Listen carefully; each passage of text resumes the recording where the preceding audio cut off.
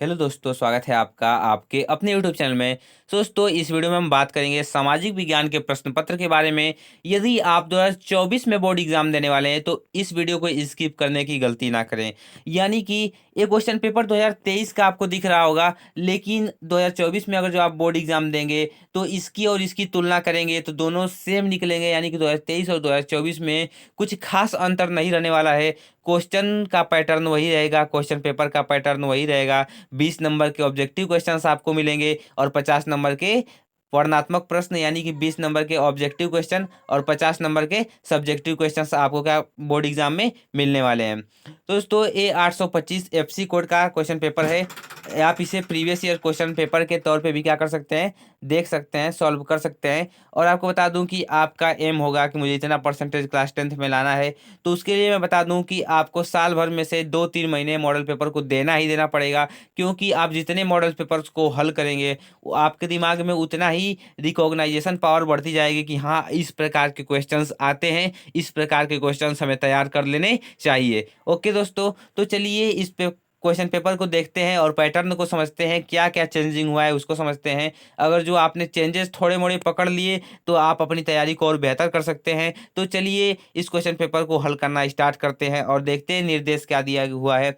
तो देखिए, हर एक पेपर का आपका पूर्णांक 70 नंबर का होगा और 30 नंबर आपको प्रैक्टिकल का मिलेगा स्कूल से।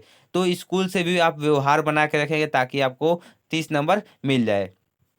और आपका समय 3 घंटे 15 मिनट मिलेगा। और देखिए, 15 मिनट आपको प्रश्न पत्र पढ़ने के लिए निर्धारित रहेगा और सभी प्रश्न आपको क्या रहेंगे, अनिवार्य रहेंगे। और ये प्रश्न पत्र 2 खंडों में रहता है, अ व ब में विभाजित रहेगा। यानी कि अ में आपके 20 नंबर के बहुविकल्पी प्रश्न और ब में आपके 50 नंबर के वर्णनात्मक प्रश्न आपको देखने को मिलेंगे। और OMR सीट इस बार आपको मिलेगी, जो आपको गोला करना पड़ेगा। यानी जो 2023 में OMR सीट मिली थी वैसी ही OMR सीट मिलेगी। हालांकि मैंने अपने यूट्यूब चैनल पे पहले ही वीडियो बना दी है कि OMR सीट कैसा मिलेगा, उसको किस प्रकार से भरना रहेगा, आप उसे देख सकते हैं। देखिए, OMR आपको मिलेगा और सही उत्तर के को ऑप्शन को आपको क्या करना रहेगा, गोला करना रहेगा। ओके, तो ये सारे कुछ निर्देश हैं और इसमें मानचित्र के भी कार्य आते हैं। सामाजिक विज्ञान का पेपर है तो मानचित्र का कार्य तो बनता है। तो इसीलिए मानचित्र कार्य को भी आपका 10 नंबर का होता है, तो इसको भी आप तैयार करते चलेंगे शुरू से ही। मानचित्र कार्य को आपकी पढ़ाई स्टार्ट होने से पहले ही आप मानचित्र कार्य को स्टार्ट करने चलेंगे, क्योंकि ये 10 नंबर में आता है। तो चलिए क्वेश्चन पेपर को देखते हैं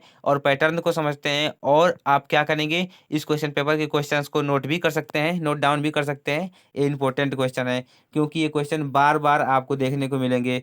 जब तक आप पढ़ेंगे क्लास 10 तब तक ये क्वेश्चन आपको देखने को मिलेंगे। देखिए, पहला क्वेश्चन है कि फ्रांस की क्रांति कब हुई थी। तो फ्रांस की क्रांति 1789 में क्या हुई थी। अब पूछ रहा है दूसरा क्वेश्चन कि ज्यूसेppe मैस्सिनी का संबंध किस देश से था, यानी किससे था। तो इटली के एकीकरण से था। मैं आपको बता दूं दोस्तों कि ये पहले चैप्टर का क्वेश्चन है, ये पहले चैप्टर का क्वेश्चन है। ओके, जो आपका यूरोप में राष्ट्रवाद है उससे क्वेश्चन उठाए। आप देख सकते हैं कि डायरेक्ट क्वेश्चन उठ सकता है कहीं भी चैप्टर से। ओके, देखिए, अब तीसरा क्वेश्चन है कि हिंद स्वराज पुस्तक के लेखक। तो ये दूसरे चैप्टर से आपके, दूसरे भारत में राष्ट्रवाद उस चैप्टर से है। तो इसके लेखक कौन है, महात्मा गांधी जी क्या है, हिंद स्वराज पुस्तक के लेखक हैं। कब लिखे थे, तो 1909 में उन्होंने हिंद स्वराज पुस्तक को लिखा था। महात्मा गांधी जी के द्वारा ये लिखा गया है। अब देखिए, निम्नलिखित में से बरदौली सत्याग्रह का नेतृत्व किसने किया था। तो जो बरदौली सत्याग्रह था उसका नेतृत्व तो सरदार वल्लभ भाई पटेल ने किया था। ये आपको थोड़ा सा एनसीईआरटी में हट के मिलेगा, तो इन ऐसे क्वेश्चंस को आप रेडी रख के पहले से रेडी रखेंगे, जो कि थोड़े से ऐतिहासिक क्वेश्चन हैं। ओके, अब देखिए, पांचवा है, पहले चैप्टर से फिर आ गया क्वेश्चन कि जब फ्रांस छींकता है तो बाकी यूरोप को सर्दी जुकाम हो जाता है। इस कथन की विवेचना कीजिए। यानी कौन कहा था, तो मेटरनिक ने, ड्यूक मेटरनिक ने कहा था कि जब फ्रांस छींकता है तो पूरे यूरोप को क्या हो जाता है, सर्दी जुकाम हो जाता है। ओके, क्योंकि फ्रांस एक शक्तिशाली देश था, यूरोप का वो क्या था, एक शक्तिशाली देश था, जिसकी वजह से लोग कहते हैं। अब देखिए, छठवां क्वेश्चन दिया है कि भारत में संघीय राज्य की संख्या कितनी है। तो इसको तो आपको कमेंट करके बताना ही बताना पड़ेगा, क्योंकि आप भारत में हैं और आप भारत में बताएंगे कमेंट करके कि कितने संघीय राज्य हैं। ओके, देखिए, सातवां क्वेश्चन है कि विश्व का सबसे बड़ा लोकतांत्रिक देश कौन सा है। तो विश्व का सबसे बड़ा लोकतांत्रिक देश कौन सा है, यानी कि ऐसा देश जिसमें बहुत ज्यादा तगड़ा लोकतंत्र हो। तो इसको आप कमेंट करके बताएंगे कि विश्व का सबसे बड़ा लोकतांत्रिक देश कौन सा है। ओके, अब देखिए,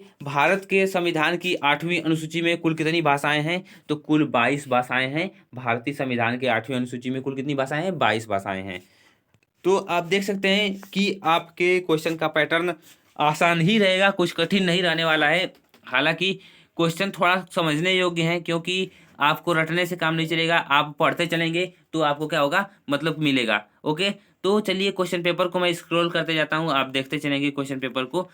और ये देखिए आपके पास पूरे क्वेश्चन पेपर हैं, और इस क्वेश्चन पेपर के क्वेश्चंस को आप नोट करते जाइए। मेरे इस वीडियो का मकसद था कि आपको समझा देना कि आपके बोर्ड एग्जाम में आपका मतलब क्वेश्चन का पैटर्न कैसा रहेगा। ओके, तो चलिए इसको एक बार मैं ऐसे स्क्रॉल करते जाता हूँ और आप इसे देखते जाएंगे कि हाँ किस प्रकार से पैटर्न है। आप इन क्वेश्चंस को हल करेंगे, अपने टीचर से पूछने की कोशिश करेंगे। हालांकि ये बहुत वीडियो लंबी हो जाएगी अगर जो मैं आपको इन सारे क्वेश्चंस के आंसर देता जाऊं, और काफ़ी लोग इंटरेस्टेड भी नहीं होंगे अभी आंसर जानने के लिए, क्योंकि अभी आप लोगों ने सिलेबस पढ़ा ही नहीं है। अभी आप लोगों ने कहाँ पढ़ा ही है कुछ, क्योंकि जब आप लोग पढ़ लेंगे तो ये क्वेश्चन पेपर मैं फिर से सॉल्व करवा दूंगा। ओके, और ये देखिए क्वेश्चन आप देखते जाइए, क्वेश्चंस हैं थोड़े से मानचित्र के क्वेश्चंस पे हम लोग ध्यान देंगे ज़्यादा। तो चलिए मानचित्र के क्वेश्चन पे चलते हैं।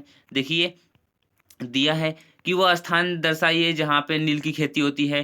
तो नील की खेती, देखिए वह स्थान जहाँ नील की खेती करने वाले किसानों का आंदोलन हुआ था, तो ये बिहार में हुआ था, चंपारण बिहार में। तो आपको मैप पे दर्शाना पड़ेगा चंपारण बिहार को। ओके, अब देखिए वो स्थान जहाँ सर्वप्रथम सविनय अवज्ञा आंदोलन हुआ था, तो कहाँ से, तो डांडी मार्च जो गांधी जी निकाले थे उसे, वहाँ से स्टार्ट हुआ था सविनय अवज्ञा आंदोलन। फिर कांग्रेस ने पूर्ण स्वराज की मांग की थी, तो लाहौर अधिवेशन में। ये बहुत इंपॉर्टेंट है, बार बार पूछता है, लाहौर अधिवेशन 1929 में पूछता है।